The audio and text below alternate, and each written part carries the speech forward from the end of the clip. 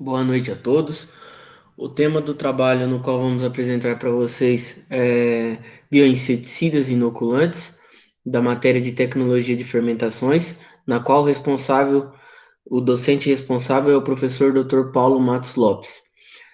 Os discentes que irão apresentar sou eu, João Vitor Martins Pereira, Lucas Escavacini, Felipe de Oliveira, Matheus Presoto, Matheus Miranda, Miguel Brito Costa e Tiago Castellari. Como no primeiro slide, temos um gráfico no qual digamos da importância econômica de pragas e insetos, a perda em divisas decorrente da redução da produção brasileira de soja pelo ataque de pragas e doenças. Esses dados são de 2005, a moeda apresentada é em real brasileiro.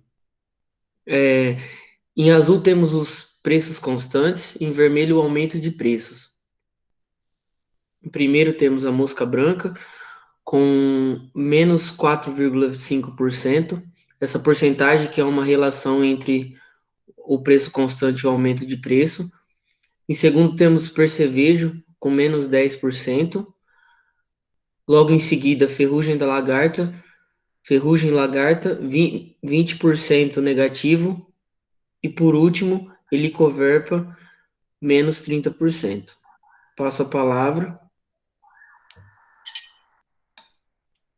Boa noite. Então, dando continuidade à apresentação, uma breve introdução sobre bioinseticidas e inoculantes. O que são? Os bioinseticidas são desenvolvidos a partir de micro-organismos como vírus, bactérias e fungos, ou extratos vegetais. Eles não apresentam ação tóxica ao homem e animais, assim como não provocam danos ao meio ambiente.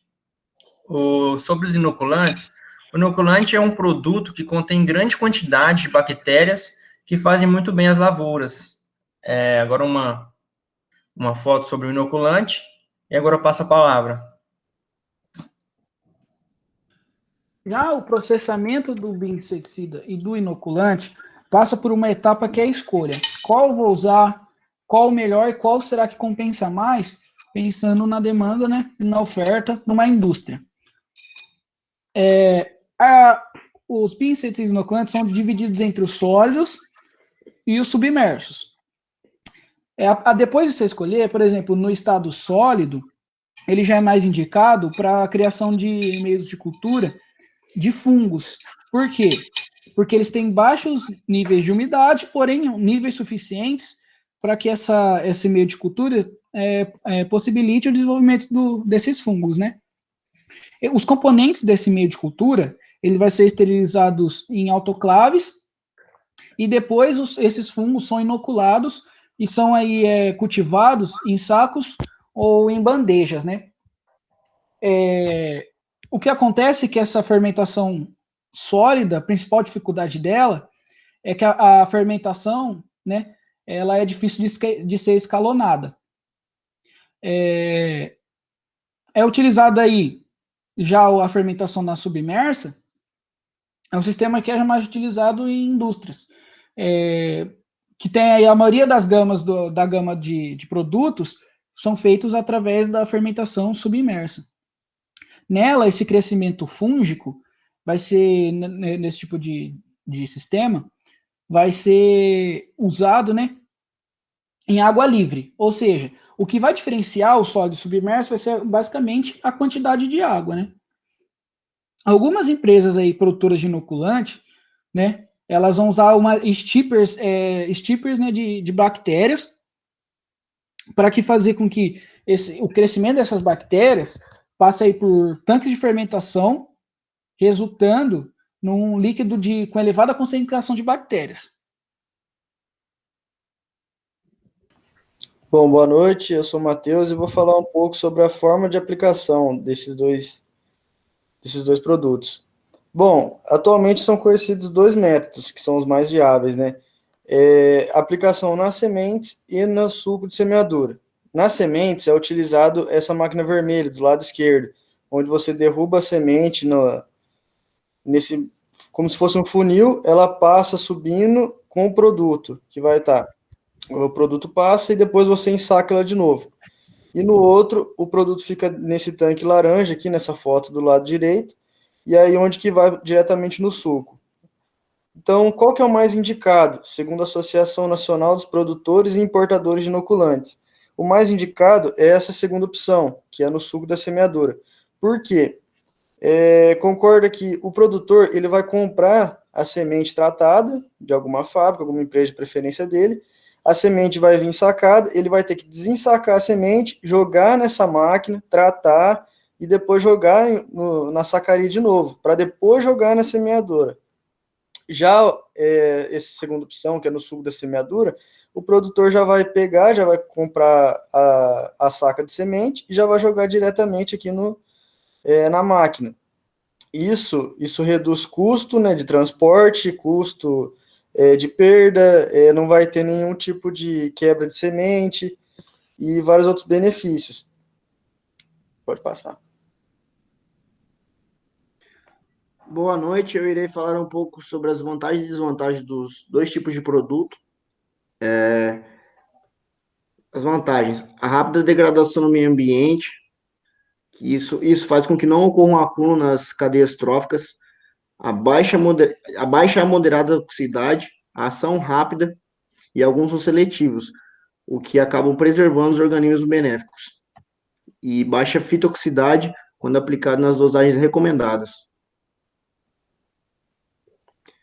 E aí as desvantagens, por degradarem rapidamente, eles acabam precisando de aplicações constantes. Tem um baixo incentivo a pesquisas, uma grande dificuldade de registro no Ministério da Agricultura, toxicidade a organismo não alvo, tais como nicotina e retinonac, que afetam mamíferos e peixes, respectivamente, e a falta de disponibilidade no mercado. Isso acaba fazendo com que os produtos fiquem mais caros.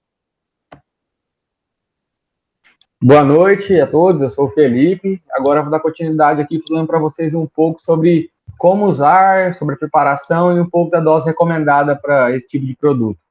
Os tipos de inoculantes comercializados atualmente no Brasil são os sulfosos e os líquidos.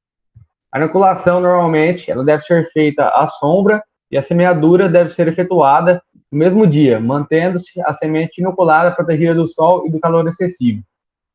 Para ter uma melhor aderência do inoculante turfoso, recomenda-se umedecer a semente com água açucarada 10%.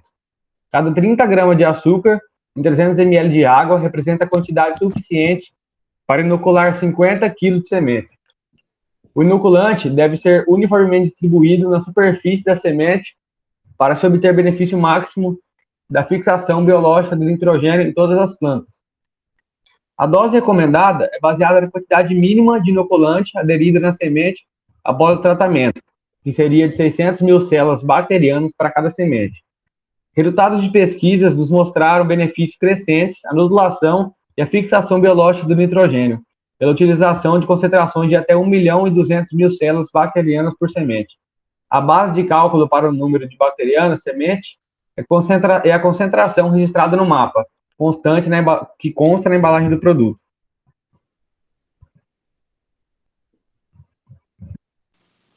Boa noite, eu sou o Thiago e vou dar continuidade à conclusão do nosso trabalho.